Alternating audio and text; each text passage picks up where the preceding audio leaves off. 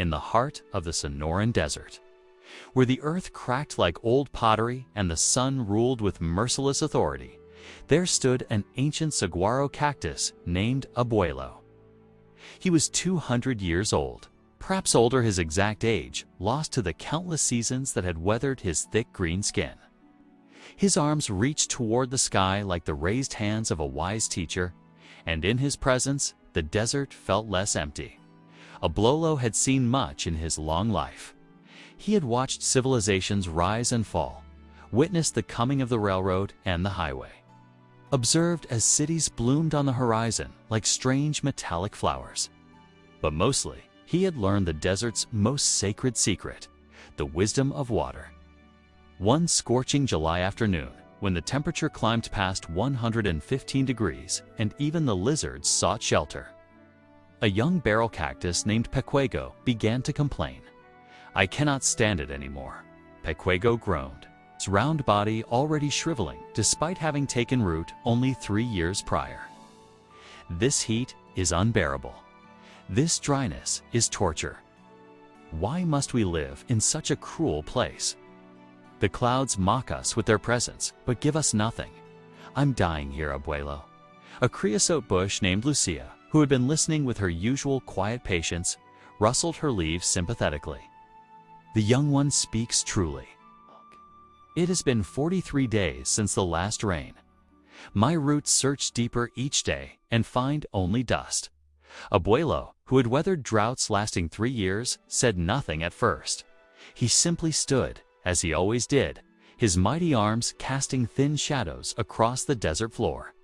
A roadrunner darted beneath his shade, pausing briefly before continuing its hunt. "Tell me, Pequego," Abuelo finally said, his voice like wind moving through a canyon. "What did you do with the rain when it fell in April?" Pequego thought about this. "I drank it, of course. What else would I do? I opened my roots and drank as much as I could. And then? Well, then I suppose I waited for the next rain." Abuelo's shadow shifted slightly as the sun moved across the sky. "Did you drink until you were full?" "Yes, I drank until I couldn't hold another drop. And yet here you are, 3 months later, already parched and desperate." Abuelo's tone was gentle, not condemning. "Come closer to my roots, young one. Tell me what you sense." Pequego, confused but curious, extended his awareness down through the soil toward where Abuelo's roots spread like an underground river system. What he felt surprised him.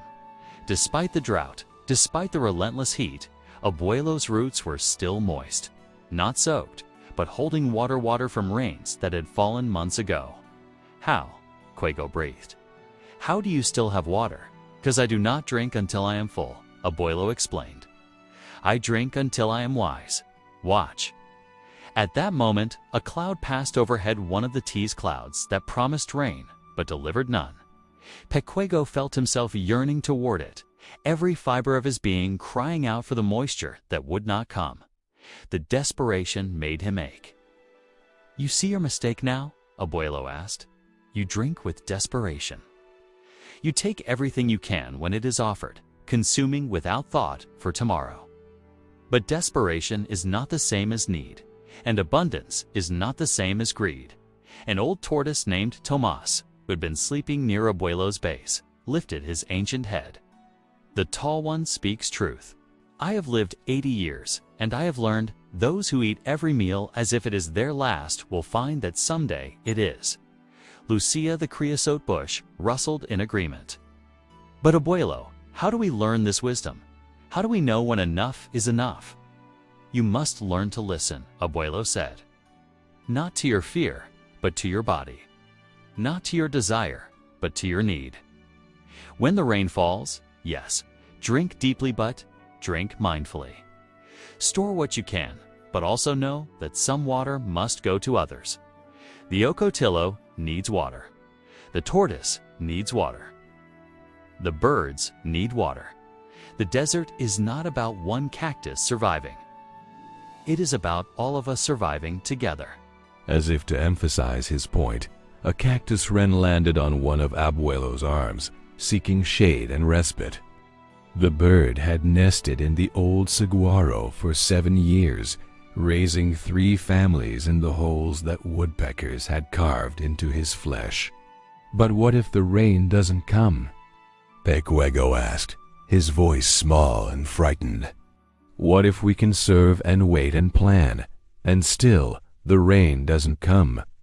Then we adapt, Abuelo said simply. Look at me, young one. Do you see these ribs along my sides? Pequego looked. Indeed, Abuelo's surface was not smooth but pleated, like an accordion. When the rain comes, I expand. My body stretches to hold as much water as I can wisely store. But in times of drought, I contract. I become smaller, more efficient. I shed parts of myself if I must, a root here, an arm there. I do what is necessary to preserve my core, my essence. The desert has taught me to be flexible, not rigid. A dust devil spun past them, lifting sand into a miniature tornado. They all watched it dance across the desert floor before dissolving into stillness. My mother told me stories, Abuelo continued, his voice taking on the quality of memory, of the great drought of 1847. It lasted 5 years. 5 years without substantial rain. Half the saguaros died, but half survived. Do you know what separated those who lived from those who died? Better roots? Guessed Pequego. Bigger storage? Suggested Lucia. No, said Tomas the tortoise. Hope. Abuelo made a sound like wind through reeds, perhaps a laugh. Close, old friend, but not quite. It was acceptance. Those who survived accepted that they could not control the rain. They accepted that suffering would come. They accepted that they might die. And in accepting these things, they freed themselves from the torture of resistance. They stopped fighting reality and instead worked within it. That sounds like giving up, Pequego protested. Does it? Abuelo asked. When I accept that I cannot make it rain, I stop wasting energy wishing for rain. Instead, I use that energy to strengthen my roots, to seal my skin against evaporation, to slow my growth and conserve resources. Acceptance is not defeat. It is strategy. Just then, something changed in the air. The wind shifted direction. The temperature dropped, just slightly. On the horizon, dark clouds were building, real clouds this time, heavy and promising. Pequego felt the excitement surge through him. Rain. Abuelo, it's going to rain. Perhaps, Abuelo said calmly. And if it does, what will you do? Pequego thought carefully before answering. I will drink deeply, but not desperately. I will take what I need and can store wisely. I will remember that there are others who also need this water. And I will be grateful for what comes, knowing that someday it will not come again. Good, Abuelo said, his voice warm with approval. You are learning. The storm moved closer. Thunder rumbled in the distance like the desert's heartbeat.